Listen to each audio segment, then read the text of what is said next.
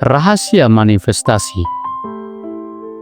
Manifestasi seringkali dianggap sebagai seni memohon, seolah alam semesta adalah jin dari botol dan pikiran kita hanyalah daftar permintaan.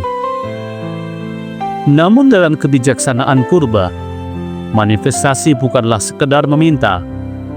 Ia adalah perjalanan untuk menjadi, bukan untuk menarik apa yang kita inginkan, tetapi untuk mengungkap siapa kita sesungguhnya melalui getaran jiwa yang paling dalam.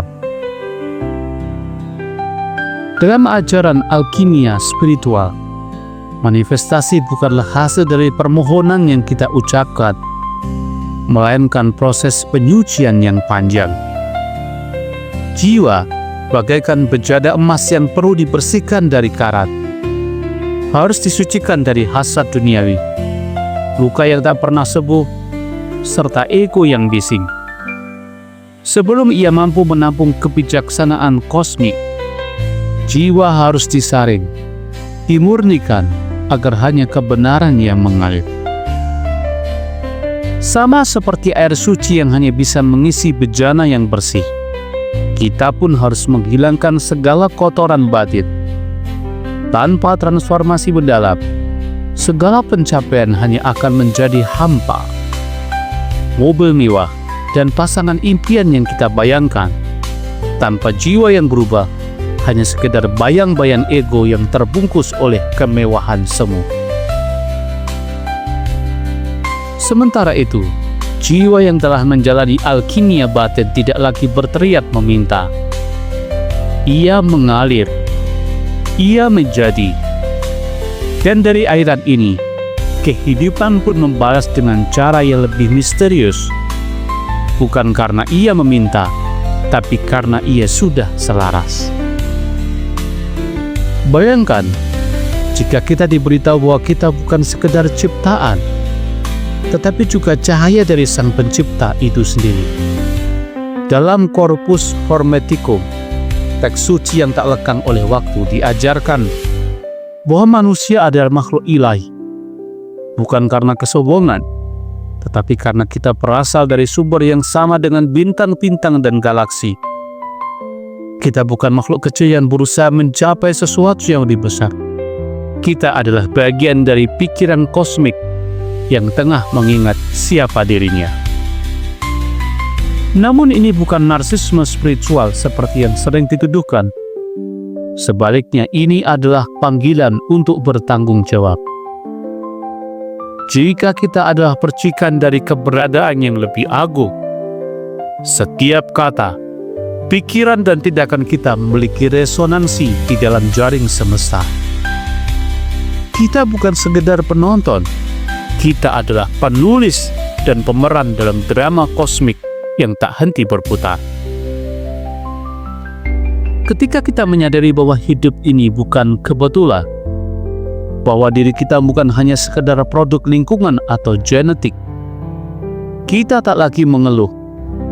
Kita berhenti bertanya, apa yang bisa aku dapatkan? Dan mulai bertanya, apa yang bisa aku ciptakan? Karena di sanalah perubahan sejati dimulai, bukan dari luar ke dalam, tetapi dari dalam keluar, dari ingatan suci yang telah lama terpendam. Seringkali kita menganggap dunia luar sebagai cermin dari pikiran kita. Namun kenyataannya, dunia lebih dari itu.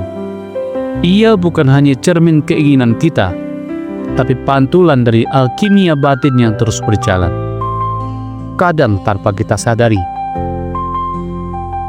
Apa yang kita hadapi bukan hanya sekedar hasil dari afirmasi harian, tapi juga dari luka lama, keyakinan yang diwariskan, dan kontrak-kontrak jiwa yang belum terungkap.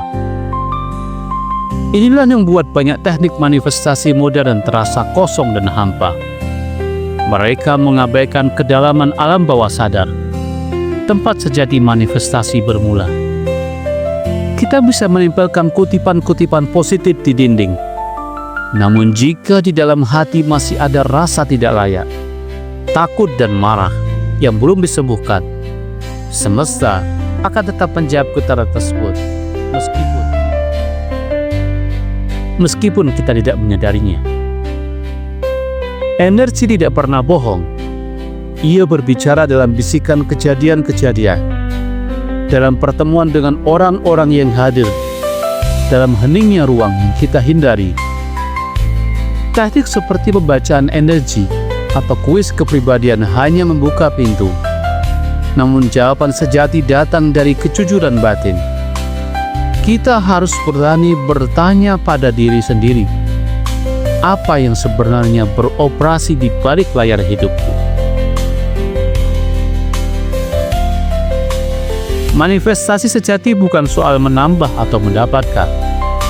Ia adalah perjalanan pembersihan, sebuah proses pemurnian yang membawa kita kembali ke inti kita yang paling dalam. Dalam tradisi alkimia, kita memasuki fase nigredo, penghitaman, sebuah kematian simbolis dari ego yang tak lagi relevan. Hanya setelah kita melewati kegelapan ini, kita mampu merasakan kelahiran kembali yang lebih suci, lebih murni. Kita tak lagi berjuang untuk manifestasi. Kita menjadi ruang yang mampu menampung keajaiban yang datang dengan sendirinya. Seperti cahaya yang perlahan menembus kegelapan. Tidak lagi ada paksaan. Tidak ada harapan yang penuh kecemasan. Kita menyatu dengan prosesnya. Kita tidak lagi menginginkan sesuatu, tapi hidup itu sendiri menjadi sesuatu yang lebih bermakna. Sebuah manifestasi dari siapa kita sesungguhnya. Ini adalah perjalanan menuju keheningan, bukan karena kita malas untuk bertindak, tetapi karena kita tahu bahwa di dalam diam yang dalam, jawaban akan muncul dengan sendirinya. Seperti air yang jernih setelah lumpur mengendap, seperti bunga yang mekar setelah tanah menerima hujan. Manifestasi sejati lahir dari dalam, bukan dari dorongan atau keinginan yang egois, tetapi dari ruang batin yang telah siap untuk menampungnya. Ia bukan hasil dari visualisasi berulang atau afirmasi yang dipaksakan, tetapi cerminan dari siapa kita di tempat yang lebih dalam, lebih jujur. Ketika kita memahami ini, kita tak lagi terjebak dalam ilusi duniawi. Sebaliknya, kita menemukan bahwa dunia ini, meski penuh bayangan, juga penuh dengan keajaiban yang hanya dapat ditemukan jika kita benar-benar hadir dalam setiap detiknya. Inilah manifestasi sejati, kehadiran yang penuh, tanpa ragu, tanpa penundaan.